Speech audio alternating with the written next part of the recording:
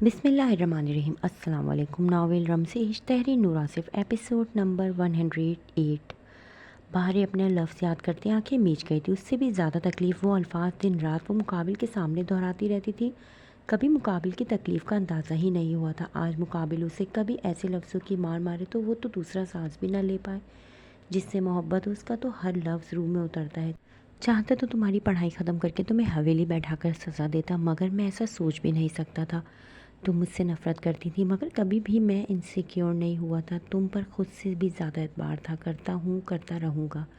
शहराम ने उसकी हथेलियाँ शिद्दत से चूमी थी। बाहर एक बार फिर से शिद्दत से रो पड़ी थी। तुम पर किसी का साया भी बर्दाश्त नहीं कर सकता। इतनी मोहब्बत करता हूँ, मगर ये जानता हूँ मेरी बाहर खुद सर बदतमीज़ सही, मगर अपने दिल में कभी दूसरे मर्द की जगह नहीं देगी। अपने करीब किसी गैर मर्द को नहीं आने देगी। बाहर शहराम से शदीद नफ़रत करती थी, मगर उसके दिल में नफ़रत बनकर भी सिर्फ शहराम ही रहेगा। ना नफ़रत ना मोहब्बत के लिए किसी दूसरे मर्द की जगह है, ना रहेगी। रहेगा तो सिर्फ शहराम खान ही, चाहे जैसे भी रहे। शहराम की बातों पर बाहरों की हिचकियों में इजाफा हुआ। वो तो ये भी जानती थी वो इस पर एतबार खुद से भी ज़्यादा करता है, वरना कभी उसे कोई एजुकेशन में पढ़ने ना देता। उसे जलाने के लिए वो इसके सामने घंटों अपनी सहेलियों से फ़ोन पर बात करती थी। वो अपनी घनी बैरिट पर हाथ फेरते, मुस्कुराते हुए उसे देखते, आँख वंग करते उसे फ्लाइंग किस करता रहता। वो इसके अंदाज पर जलती थी। उसने उसका फ़ोन भी कभी चेक नहीं किया, बल्कि हर हफ्ते उसके कहे बिना ही पैकेज करवा देता था। वो इतनी मोहब्बत करने वाले इंसान को मोहब्बत को ठुकराती रही। बाहरी की पुरसोच सिस्कों में एक बार फिर से इजाफा हुआ था। बाहरी, तुमने हवेली से भागने की कोशिश की। तुम पर गुस्सा इश्तियाल बहुत आया। दिल तो किया तुम्हारी जान ले लूँ। सोच भी नहीं सकता था तुम ऐसी बेवकूफ़ी करोगी, मगर तुम्हें कुछ भी कह ना सका। लेकिन अगले दिन ही रुखसती कर ली ताकि तुम्हें एहसास दिलवा सकूं तुम मेरे लिए क्या मायने रखती हो। जहाँ तक बात है तुम्हें अपने बारे में सच बताने की, बहुत बार कोशिश की तुम्हें बताने की। रुखसती से पहले जब तुम्हारे लिए घर ख़रीदा उस दिन तुम्हें बताना चाहता था, मगर तुम गाड़ी से नहीं उतरी। तुमने वो घर जैसे मेरे मुंह पर मार दिया। घंटों तुम्हारी मिन्नतें की। उस दौरान अपना आप बहुत छोटा लगा, जब तुम मेरे 1000 बार कहने पर भी गाड़ी से नहीं उतरी। जिस दिन तुम्हें हॉस्पिटल लेकर आया उस दिन भी तुम्हें बताना चाहता था कि मैं इंजीनियर हूँ, मैंने अपनी स्टडी कंप्लीट की है। रुखसती के बाद तुमसे कुछ भी छुपाना नहीं चाहता था। अच्छा नहीं लग रहा था। मुझे तकलीफ़ होती थी कि मेरी बीवी को मेरे बारे में कुछ पता नहीं, क्योंकि तुम मेरा दिन मुकम्मल कर चुकी थी। तुम्हारी कुर्बत में मुझे राहत पहुँची थी। तुमसे ऐसा सुकून, ऐसी राहत मिली। मुझे रुखसती के बाद तुमसे और इश्क हो गया था। तुमसे इश्क होने के साथ अपने खुदा से भी और मोहब्बत हुई कि उसने बीवी जैसी खूबसूरत नेमत बनाई मर्द के लिए। तब अंदाज़ा हुआ खुदा ने औरत को क्यों सुकून कहा है मर्द के लिए। शहराम की बातों पर बाहर नज़रें झुकाए अब रो दी थी। उसकी कुर्बत में चीखें मारना, वावेला करना याद आया था। उसे धुतकारना याद आया था।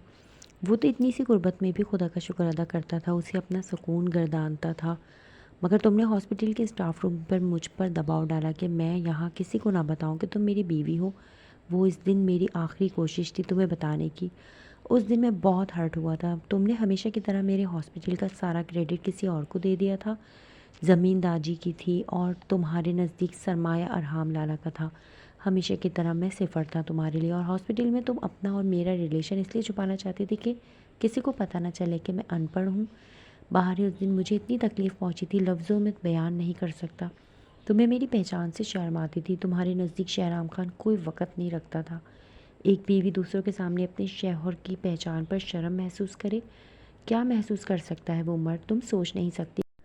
बाहर तुम्हें हवेली ड्रॉप करने के बाद मैं डेयरी पर चला गया था। उस दिन मैंने कितने सिगरेट फूके तुम सोच भी नहीं सकती। ये झूठ है बाहर। मर्द हर्ट नहीं होता, मर्द भी हर्ट होता है, बहुत हर्ट होता है। बस वो औरत की तरह आंसू नहीं बहा सकता। तुमने उस दिन मेरी ईगो, मेरी सेल्फ़ रिस्पेक्ट बहुत बुरी तरह हर्ट की। हर बार की तरह ये बात मैंने दिल से निकाल कर फेंक दी। तुम्हारे लिए इस दिल में इतनी मोहब्बत थी कि कोई बात दिल में नहीं रह सकती थी। मोहब्बत थी शहराम। बाहर तड़पते हुए शहराम की बात काट गई थी। शहराम उसकी यूँ तड़पने पर गहरा मुस्कुराया। है मेरी जान, बहुत मोहब्बत है। एक यही काम तो है जो तुम्हारा शहराम दिन रात करता है, और अब प्रैक्टिकल में भी तुमसे मोहब्बत दिन रात करेगा, क्योंकि मेरी बीवी रात को ही नहीं दिन को भी मेरी बाहों में रहने को तैयार है। शहराम उसके आरे से आंसू अंगूठे से साफ करते ज़ूमायने अंदाज में बोला तो बाहरे का चेहरा सुर्ख हुआ था। अपने लफ्ज़ याद आए थे। वो नज़रें झुका गई थी, इसलिए अंदाज पर शहराम का कहका बुलंद हुआ था। बाहरी, लेकिन सारी बातें निकल गई, मगर एक बात दिल में फांस की तरह चुभ गई। वो निकल ही नहीं सकी। जब तुमने कहा कुछ भी हो जाए तुम्हें कभी भी मुझसे मोहब्बत नहीं हो सकती, मैं तुम्हें खुद से मोहब्बत करवाने के लिए मजबूर नहीं कर सकता। शहराम के लहजे में ज़ख्मीपन महसूस करते बहारे ने अपना निचला लब बेदर्दी से काटा था।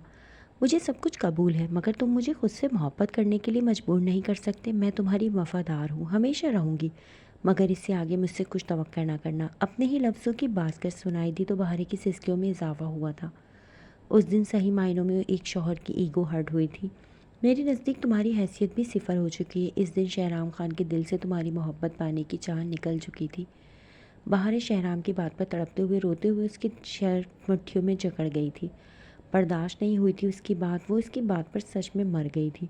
शहराम ने नरमी से अपनी शर्ट उसकी मुट्ठियों से छुड़वाई थी तो बहारे रोते हुए चेहरा हाथों में छुपा गई थी। उसकी हैसियत मुकाबिल की नज़रों में सिफर हो, ये कहाँ बर्दाश्त होना था।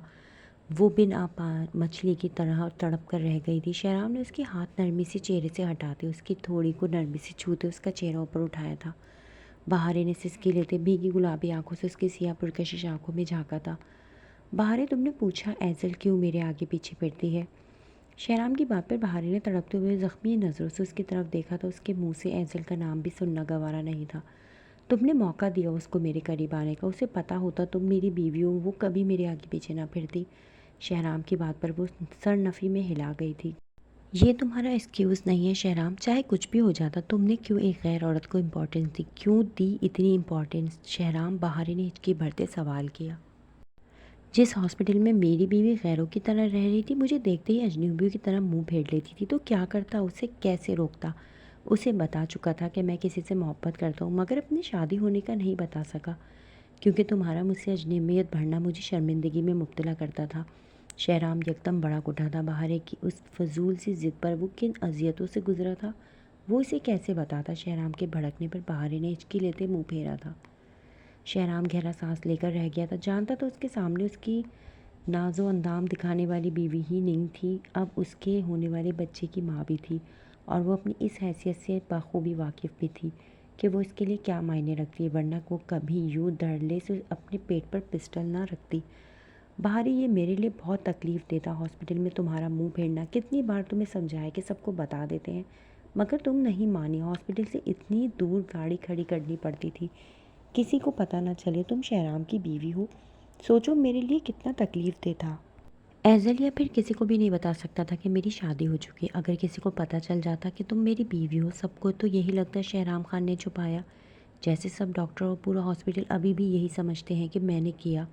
मैंने अपने इस रिश्ते की हकीकत छुपाई, क्योंकि शहराम खान गैर शादीशुदा होने की आड़ में एक गैर औरत के साथ नाम निहाद अफेयर चलाना चाहता था।